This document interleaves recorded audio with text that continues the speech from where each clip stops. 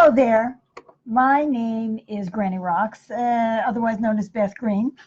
And tonight I want to talk about how we become more objective and why we want to be. And I was inspired by one of you, as a matter of fact. So I hope you listen in tonight because I am answering your question. Yes. Okay, but before I get on to all of that, I'd like to introduce you to sweet baby Jean. Otherwise known as James Maynard. And tonight's show is, I'm sure, going to be an exciting one. How are we going to be objective and neutral and all of that? Boy, Really? I'd like to know. Really? Would Yeah, I would. Do you really want to know? So subjective, Oh, especially in my opinions. oh, my goodness. Okay. So anyway, welcome to Grow, otherwise known as Granny Rocks Our World, with her wit, her wisdom, and her uncommon sense. And we air every Monday and Wednesday, 6:30 p.m. Pacific. So stay with us. And over to Granny. And we already have a comment from Elizabeth, and she says hello with a heart, and we would like to do a hello with a heart back to her.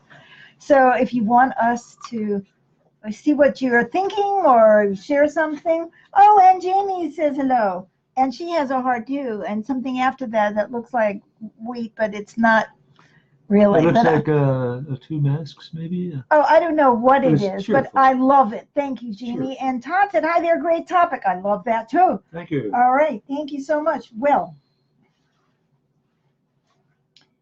after the last show where I was talking about, can you remember what I was talking about? Oh, what makes us strong and what makes us weak. Right.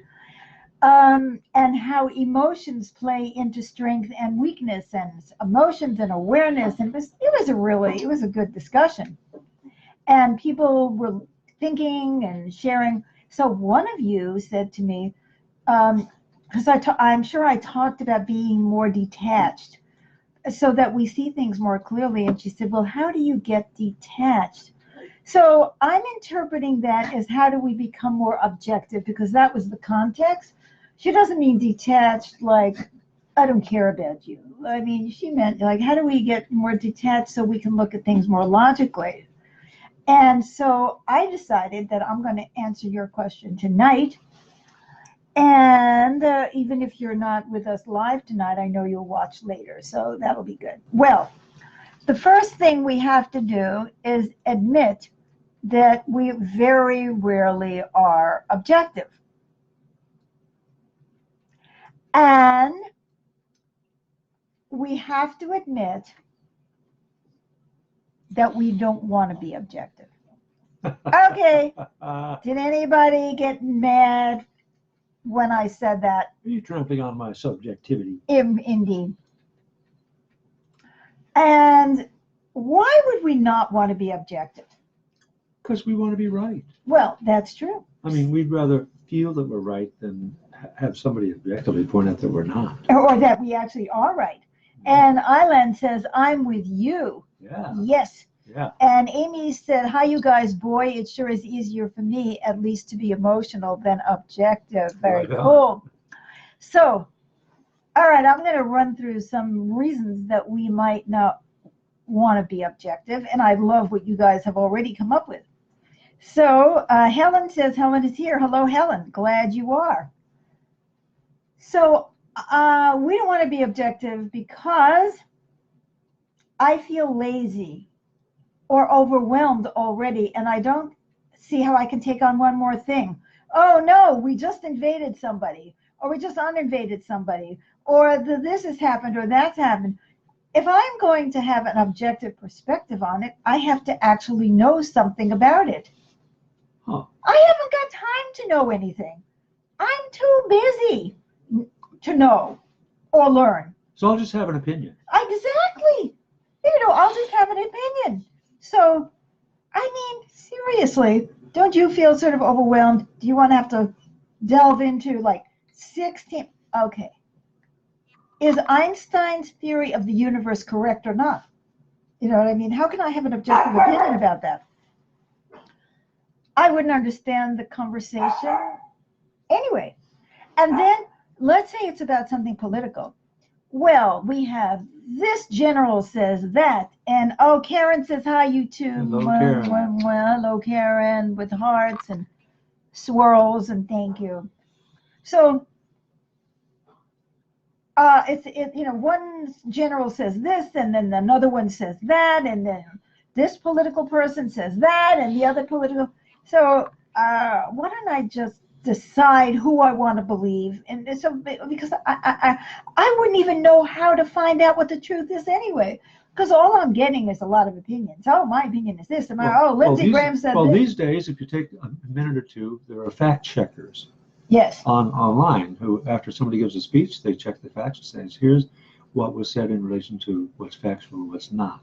Yeah, but even the fact checkers aren't going to be able to tell you the full picture of what is going on. Mm-hmm. We're talking about, as an example, Trump is threatening to pull everybody out of Syria. Now Turkey is invading, and the Kurds have been abandoned, and blah blah blah blah blah blah. Now and then Tulsi Gabbard gets on last night, and she says these are regime change wars, and then this one says no, this is about this.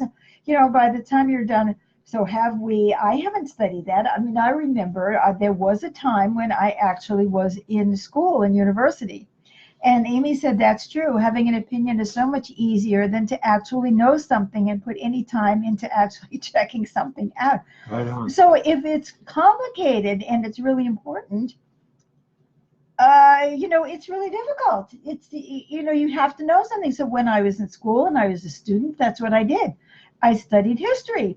Even then, a lot of what was in the history book was this one's opinion or that one's observation, like, you can really trust. Well, I was an eyewitness. Well, we know what an eyewitness is somebody who thinks they saw what they probably didn't see, but gave an interpretation and now says it's the truth.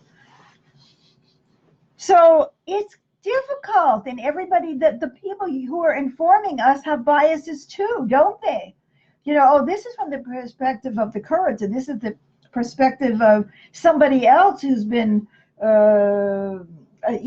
who's been hurt by the Kurds, and this is somebody who's been hurt by the Turks, and this one was some So it's like, isn't it just easier to have an opinion, as you guys have said? Just have an opinion and decide who you believe, and then go forward. Now, another thing is, I don't want to be objective because I really don't like you. And I want to believe everything you do and say is wrong or bad. Now, we do see this. Siblings have that a lot. Siblings have that. We do see this in the media. So-and-so said such and such, and everybody will misinterpret it as much as they can in order to feed what we already believe, and because that's how they get popular, because they get a following of people who believe X. So you have to keep feeding us, giving us bones, right? I want more dirt on so-and-so. Island says, I'm certainly guilty of choosing sides. Good for you. At least you're admitting it, right? So if I already don't like you, and I want to believe that everything you do or say is bad, do I even want to be objective and find out anything? Certainly not. Now, similar to that, or connected to that in some way, is I don't want to be out of sync with my friends or family. And if I actually got information, I might do that. Now, you told me, for instance, when you were a young guy, that you were campaigning for Barry Goldwater. As a high school student. As a high school student, because that's what the people around you, believed. That's right. So that Barry Goldwater, for those of you who are too young to remember, was a very conservative, one of the first real conservative. Dyed-in-the-wool arch conservative. Right. And he was running for president? Yes, he was in 1964. See, I don't remember anything. So anyway, so that's what you believed then. Yeah. Then you got your friends. Then I went to college. Yes. And I got educated. Yes. And I became, I believe more in what John F. Kennedy and Lyndon Johnson were doing. Right. Right. So the Great Society programs. Right. Exactly. So I did a complete turnabout. Right. And at that time, you want to believe them. Right? That's right. Amy says, if I have an opinion, it is so much easier to not listen to someone who has a different opinion. I agree. Than to find out if maybe we have something in common. And yes, very good point. Okay. I don't want to be out of sync with my friends or family. Now, for some of it, it's just the opposite. We want to be out of sync. Oh, Island says from Arizona. Oh, yes, Barry Goldwater was from Arizona. How true it was. And Island is, at least lives in Arizona if she wasn't born there. Well, the great state of Arizona has a lot to answer for. Anyway, but not you. You're good. We have you, so that makes it a great state. And Tracy lives in Arizona, and many other people that I love. So, and many native people are, actually came from the area. Anyway, supposing it's the opposite, I don't want to be in sync with my friends and my family. I want to stand out. I like the feeling of being independent or whatever. A rebel, yes, with or without a cause. And so I don't want to be objective, because then I might have to find out something, and then I can't do my nonsense anymore. Oh, yes. I mean, I can't tell you how many times I have met people, now I haven't to consider this nonsense, who've told me and you that the whole discussion of climate change is a hoax.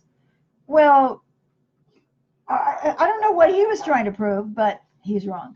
Okay, am I objective about that? I think so. I think we have objective evidence of climate change. It's virtually unanimous among climate scientists. Has been for years. They're scientists. Right, but you can't trust a scientist when you have a political. Virtually every climate scientist on the planet. But you can't trust them when what they're saying goes against what you want to believe is some conspiracy theory. See, okay, now here's another reason that we don't want to actually become more objective, which is I'm comfortable in my life just the way it is. And I don't want to know anything that could shake that comfort up. Like, okay, we see now that we have the greatest income inequality that we've had for 50 years or something like that. And there's, I don't know, we hear statistics that are astounding. The top 0.10% owns more than the bottom 50. 1/10 of 1% owns have as much wealth as the bottom 50% of the American population. Combined, okay.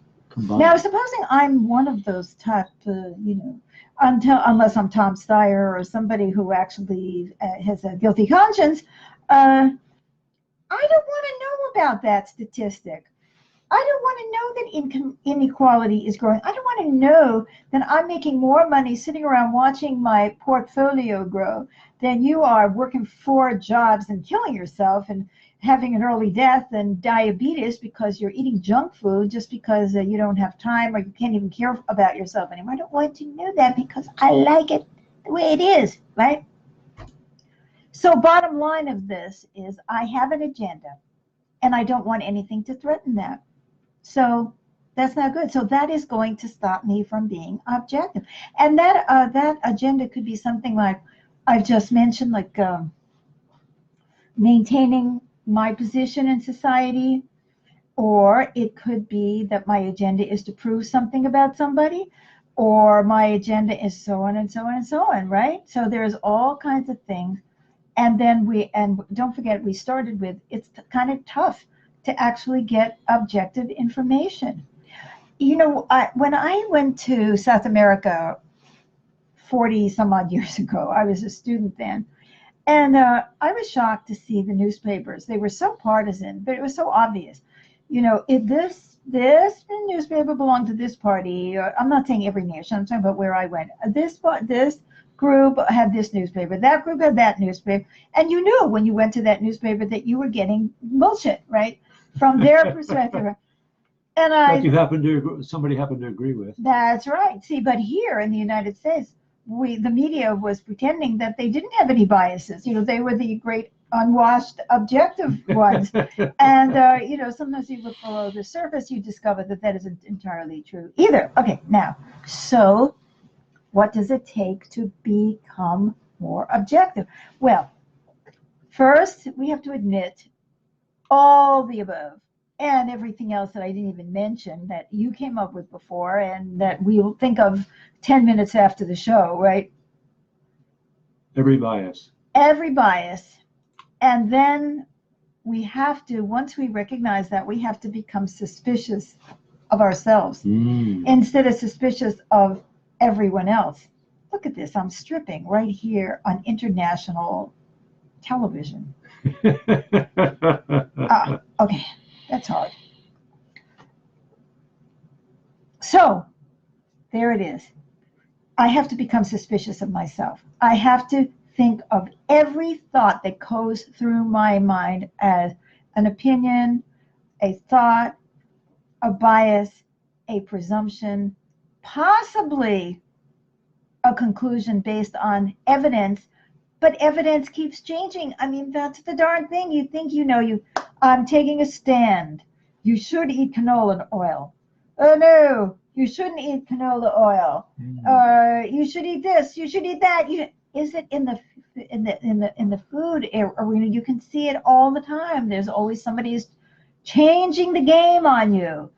This doesn't count. That doesn't count. That does count. No, that. But you okay? So we have to become suspicious if we think, and we have to recognize that everything is just a belief based on what we are biased towards at the moment. I don't want to believe that X or Y is bad for me because I want to eat it, and that's all there is to it. See? So get suspicious. Okay. And along with getting suspicious, I need to think about what harm I might be doing to myself or others by not being objective. Am I jumping on some bandwagon because I don't like somebody? Oh, and I feel it all the time, especially when we're talking about politics. Oh, this candidate looks like a wimp to me. So I don't even want to hear what he has to say because it's probably wrong anyway. Or, oh, look at the way he said that. Or let's all make fun of somebody because of the way they did something or the way they said that without even looking at the content because we're already on the bandwagon. Or somebody looks tall and presidential or something. Oh, yes. Yes. Especially like Elizabeth Warren. She looks so tall and presidential. Anyway, so I have to think about what harm I am doing to myself by not being objective. And one of the harms that I do myself is not only could I be doing the wrong things, eating the wrong things, playing the wrong way, sleeping the wrong, whatever, but also I could be harming myself and my integrity. That's a big harm. Because on some level, I must know that I'm prejudiced. Oh, so-and-so looks like an Arab. That must mean such and such, right? So-and-so has 2 boobs. That must mean such and such.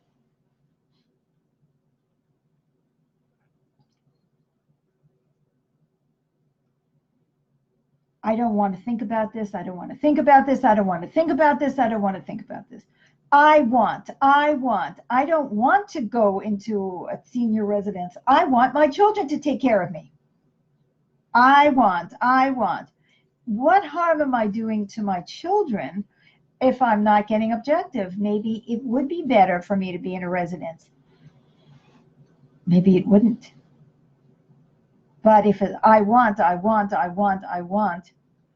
is the agenda, I'm not going to look. And how am I damaging myself by that? Because I'm keeping myself, I'm talking about a situation like that, so simple, where, I don't want to go to a residence. I want my children to take care of me. They could be resenting me. And doesn't it hurt me when the people around me resent me? Mm-hmm. Or instead of taking care of themselves, they're hurting themselves, trying to take care of me, so they're going to be prematurely whatever it is, and then their children are going to have to take care of them. See, we harm ourselves. We harm our sense of integrity. We don't do what is for the highest good. Now, I want to say one more thing about this whole topic about how you become more objective, is that, okay, I admit that I don't want to be. I become suspicious of myself. I think about the harm that I might be doing to myself or others by not being objective. And then I say, okay, how do I become objective? So I feel myself rising like something is lifting me by a string on the top of my head. I did a series of workshops years ago based on my book, Living with Reality, which is a free download, by the way, on the website. And one of the workshops we did was called On the Cloud, or Being on the Cloud. And we felt ourselves going onto a cloud, and we lost all those attachments because it was no longer us down there. And we looked at ourselves from that perspective, like we were on a cloud, and we saw ourselves going through our days. And boy, that is so frightening. That's a nice way to have an objective perspective. It's very enlightening because you begin to see this behavior. Oh, look at me. I just stuffed my face with potato chips. Ooh, I wonder why I did that. Or look at me.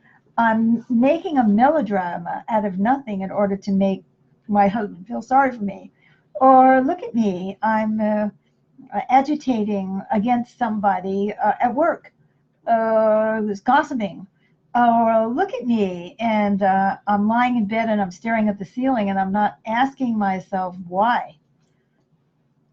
Look at me. See yourself going through your day. See how you're relating to people. See how you're relating to yourself. See how you're dressing. See how you're acting.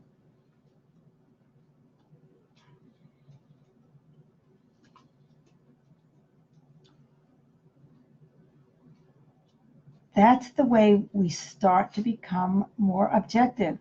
So from that higher state of being on the cloud and we're looking at ourselves, we look at everything. We have a higher perspective. You know, there's two perspectives, right? There's the ant and the eagle, and each is important. The ant can tell you stuff on the ground that the eagle can't see, even with an eagle eye. But the eagle can have a breadth of vision that the ant doesn't have. So if we want to really become more objective, we know what the ant's view is. It's ours. It's the way we feel every day. It's what's going on in our lives. It's this, it's that, it's all of that stuff. And that's all valid and important information. But now let's step into the wings of the eagle and look at the big picture. What is happening globally? Oh, global warming, no big deal to me. I haven't had too many problems yet. Oh yeah, there's a nation over there. It just went whoop under. Oh well, that has nothing to do with me. Oh, the farmers are struggling because of the weather, the climate is changing. Whoop. Oh well, that doesn't have anything to do with me. My stocks are going up, right? My stocks are going up. Hey, I'm getting rich. We may not have a climate that I want to live in or that I can live in, or we have more natural disasters all the time.